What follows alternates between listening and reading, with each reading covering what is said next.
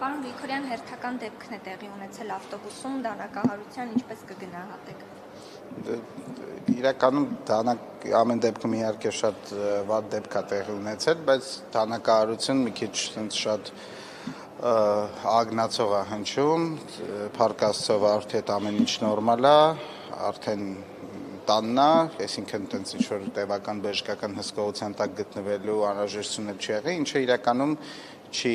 չեղարկում եմ փաստը, որ շատ եւ զարհուրելի շատ անընդունելի դեպք է, որից մեկնաբանություն ավելի չունեմ, իրավապահները պետք է գործեն, իսկ կոնկրետ քաղաքական գնահատականները դրա հետ կապված նիստի ժամանակ ելույթով պատրաստվում եմ հնչեցնեմ, եթե այդ մասով ինչ-որ ավելի հետաքրքիր է, մանրամասնիկ հարցը պատասխանեմ։ Դատապարտում եք դեպի։ Բնականաբար։ Պարոն Գրիգորյան, տեսեք, վերջին շրջանում, երբ Ավինյանը հայտարարեց, որ վարորդները պետք է անմիջական մասնակցություն ունենան ուղևորցի հավաքագրման տեսանկյունից, նման դեպքերը, տրանսպորտում վիճաբանության դեպքերը շատացել են, օրինակ վերջերս 74 համարի ավտոբուսում է դեպքը տեղի ունեցել, այնինչ հետո էր եղել, որ մի քանի ուղևորով գնացել, ավտոբուսը կանգնեցրել, իջեցրել էին վարորդին, դա ճիշտ է, այդ ուղևորցը չվճարելու հետ կապված չէր, բայց դրան նախորդած արդեն ավտոբուսի դեպքը դրա հետևանքով է։ Ինչ եք կարծում, արդյոք գրքերը չեն բորբոքվել Ավինյանի այս հայտարարությունից հետո։ Ես մի բան ասեմ, իրականում ոչ որպես այդպեսին չեմ համարում, որովհետև դուք օրինակ ես ուզեցի այսօր ավտոբուս ՓԲ-ից ուղարկեցին, հիշում էի, բայց ասի ամեն դեպքում ճշտեմ։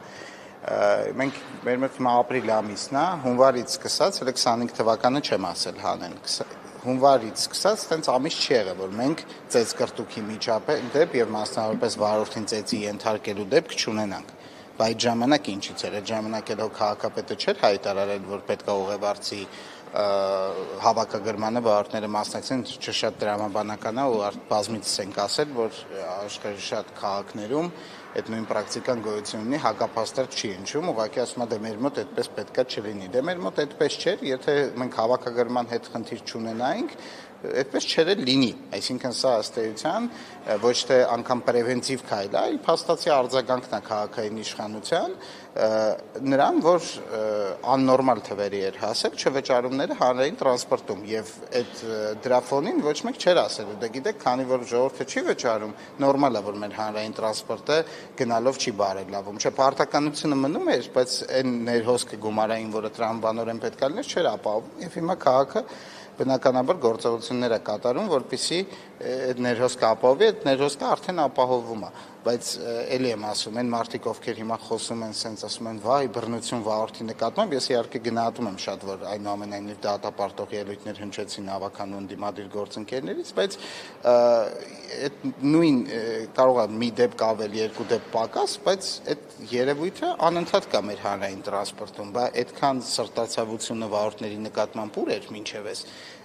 Հիմա ուզում եք ես հավատամ, որ դա բացառապես սրտացավություն է վարորդների նկատմամբ, կներեք չեմ հավատում, սրտացավություն է, որովհետև այդ սրտացավությունը համեմված է քաղաքական շահով եւ էլի քաղաքական դիվիդենդներ հավաքելու ցանկությամբ, ինչը ընդհանրապես պատիվ չի բերում մարդկանց, որ դրա վրա են փորձում դիվիդենդ հավաքել։ Բայց ինչից են այդ վեճերը լինում, չէ՞, տեսախցիկներ։ Արփի ջան, ներողություն եմ խնդրում։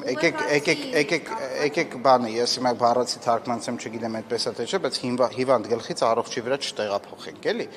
Երբ որ օրինական պահանջ է հնչում, որ պետքա վարորդի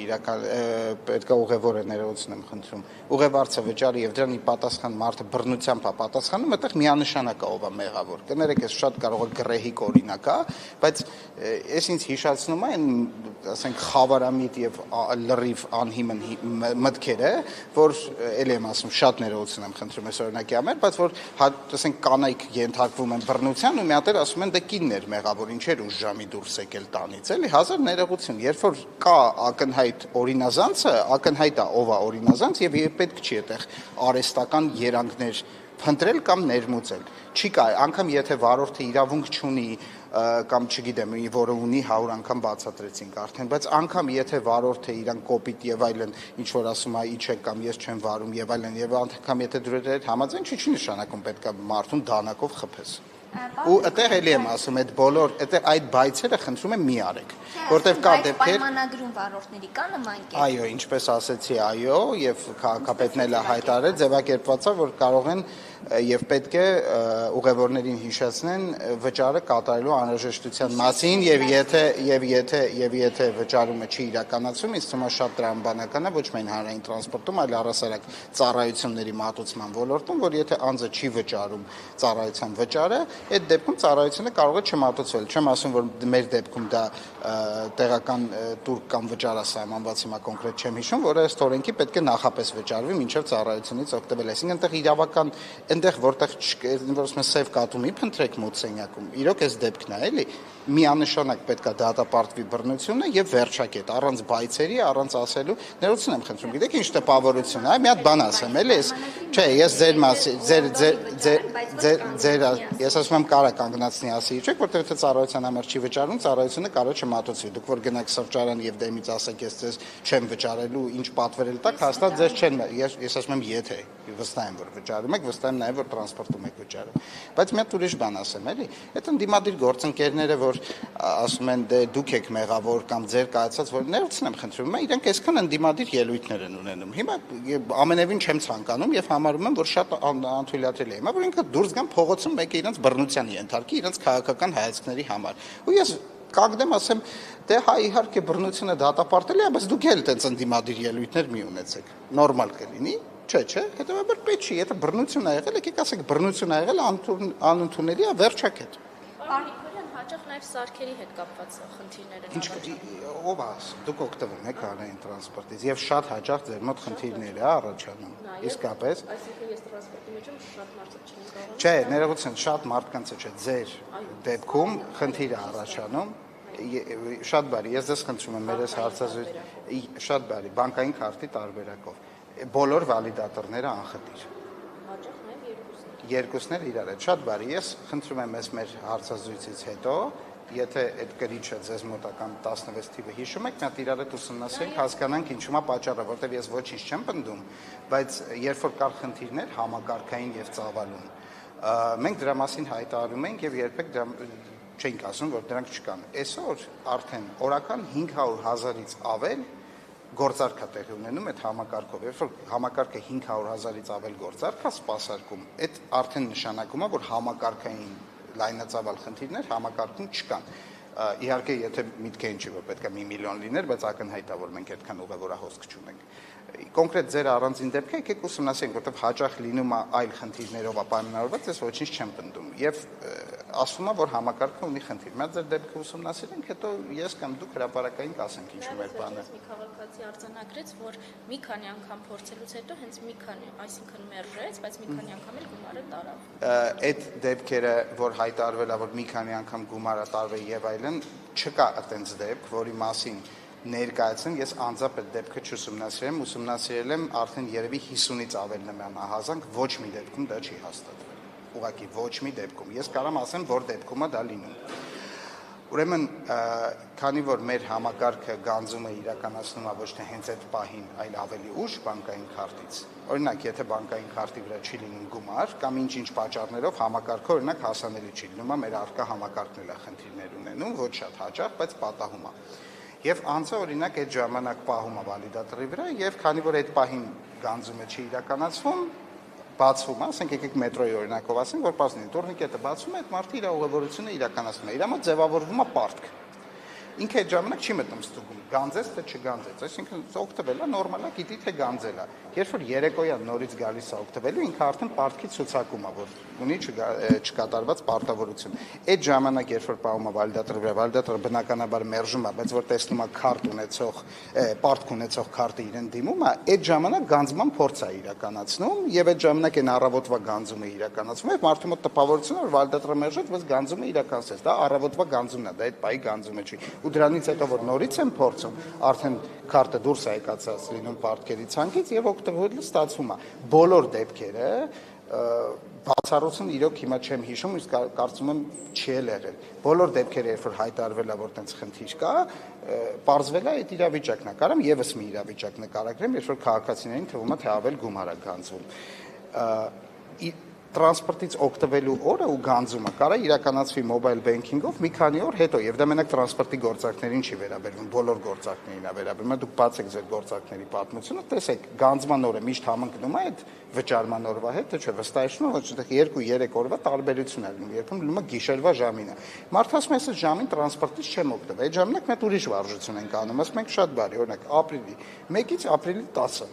Քանի անգամ եք օգտվել, ասենք 10 անգամ։ 10 հաշվում ենք, տեսնում ենք այդ օրերի համար 10-ից ավել գանձում երբևէ արվել է, թե չէ, չի եղել նման դեպք ուղղակի։ Մենք մի անգամ ենք ինչ որ համակարգային խնդիր ունեցել, որի դեպքում ամենասկզբում, ասենք, եթե չեմ սխալվում, հետևյալն էր, որ 100-ից 150 էինք անցնում, որոշների մոտ դեռ 100-ով պետք է գանձվել, 150-ով էր գանձվել, դեռ համակարգային հետ փոխհատուցում է իրականացվել։ Իսկ եթե հանուր առմամբ գնահատելու լինեք այս համակարգը, ստացվեց այնինչ ի սկզբանե նկատառում։ Ես կարծում եմ, որ միանշանակ է, որ եթե մենք հիմա հիշում ենք, մենք միշտ խոսում ենք առկա խնդիրներից, այն ինչ որ անցել է, այն ինչ որ լուծվել է, այդ թվում ես։ Դեռ շատ չեմ վերաիմաստավորում կամ նայում միշտ առաջիկան լուծվելիք խնդիրներն եմ քննարկում։ Բայց եկեք մտ նայենք էլի մինչև այս համակարգը ինչ էր։ Ստվերային շրջանառությունն էինք, վարորդները այդ գումարային հոսքերի մեջ ներգրաված են ինչի մասին իրանք են խոստովանում, այսինքն անգամ պետք չի որ ինչ որ ես ապացույցներ բերեմ։ Հիմա մենք այսօր ունենք ամբողջությամբ թվային համակարգ, ունենք ինչ որ խնդիրներ, որոնք ավել բարելավումների կարիք ունի, երևի ունենք, բայց ընդհանուր առմամբ հիմա այսօր ես կարծում եմ, որ համակարգը լրիվ իր ֆունկցիան կատարում է, եթե լինում են խափանումներ, խափանումները լինում են թույլատրելի տոկոսի շրջանակներում, որ մեծ համակարգը չի կարա չունենա որևէ խափանում։ Ներողություն եմ խնդրում, բանկային մեր համակարգը, որ ամենահուսալի, ամենավստահելի ինստիտուտներից են մեր երկրում, ասենք քանի տարի արդեն բանկոմատներ, ասենք տասնամյակներ արդեն դրված են, էլի օրեր է լինում, ինչ որ խնդիր է առաջանում։ Այդ մասշտաբների մեջ չի կարա չառաջանել, դա առաջանում է ամենտեղ։ Ես մի անգամ օրինակ էի բերել, Մադրիդ էի գնացել, որտեղ գնում եմ տեղի համակարգին փորձում եմ ծանոթանամ, անգամ տենց քարտ վերցնեմ, ունենամ, ասենք գնացի, որ քարտը հանեմ, այդ բանը ասենք կներեք, համակարգը չի աշխատում, մի ժամից եկեք։ Ասում եմ, ինչ անեմ, ուղիղ եթեր մտնեմ, ասեմ, տեսեք Ժողովուրդ ջան, մենակ մեր մոտ չի, բայց իրոք դա նորմալ է, էլի պետք չի դեն ինչ-որ արտարած կերպ։ NFC-ով դուք երևի նկատի ունեք Google Pay, Apple Pay, որտեղ անհպում վճարումը ֆիզիկական բանկային քարտով նույնպես NFC-ով վճարում է։ Ես դրա մասին վերջերս խոսել եմ Civilnet-ում հարցազրույցի ընթացքում, որոշակի ֆինանսական չեք հրավիրել, վերջերս չեք հրավիրել, Արփի ջան, եղել է անցած տարի հրավիրել եք, չեմ եկել, սիրով կգամ։ Ուրեմն հարցը հետևյալն է, որ մեր մոտ հիմա այնպես է ստացվել, որ 76% ուղևորափոխադրումների իրականացվում է մեկ անգամյա վճարման միջոցով եւ ի սկզբանե համակարգը այնպես էր նախագծվել, որ ավելի շատ երկարաժամկետ աբոնեմենտներից պետք է օգտվեն եւ այս չափի գործարքներ մեկ անգամյա չերի ենթադրվում եւ դրա տոկոսը ներողություն եմ խնդրում դրա տոկոսադրույքը կոնկրետ Apple Pay եւ Google Pay-ի ֆինանսական առումով այս պահին անհամատեղելի է գործող համակարգի հետ երբ որ կունենանք իրավիճակ որ մեկ ուղևորության արժեքը միգուցե կվերանայվի կամ այլ ուղևորություններ, այսինքն երկարաժամկետ աբոնեմենտների գինը կվերանայվի եւ մենք կգանք այն իրավիճակին, որ այդ գործարքները փոքր քանակը կազմեն, այդ ժամանակ Երևանի քաղաքապետարանը միանշանակ արդար կհամարի, որ այդ համակարգն էլ գործարկվի, բայց եկեք մի բան էլի ֆիքսենք, ֆիզիկական բանկային քարտով վճարումը հնարավոր է, տրանսպորտային քարտով վճարումը հնարավոր է եւ բջջային հավելվածով, որ իմ կարծիքով ամենահարմար տարբերակն է ճիշտ ասած, որ ոչ մի կրիչ պետք չի մոտդ ունենաս հեռախոսիդ մեջ ամիշտ, դա էլ հնարավոր է, այսինքն այսօր որ ինչ որ մեկը ասի, ես ուզում եմ վճարել, բայց հարմար տարբերակ չկա, դա անարդարացի կլինի։ Իսկ նախագիծը որ քննարկվում է Ամիրյան փոխության, Վանա փոխության, ԿՊ-ն ինչպես է քվեարկելու։ Դե նոր չտեսակ քվեարկություն տեղի չունեցավ ըստ էության քվորումի բացակայության պատճառով, բայց ես կարծում եմ, որ այս դահլիճում բազմաթիվ մարդիկ կան, ովքեր այդ քվեարկելու իրավունքը ունեն։ Լավ կլինի իրենցից հարցնեք, ոչ թե ինձնից, որը քվեարկելու իրավունք չունի եւ ավականու անդամ չի։ Բայց ես դիրքորոշումը դրական է իրականում նախագծի վերաբերյալ իմը, բայց ելի եմ ասում, ես քվեարկելու իրավունք չունեմ, բայց դիրքորոշումը դրական է։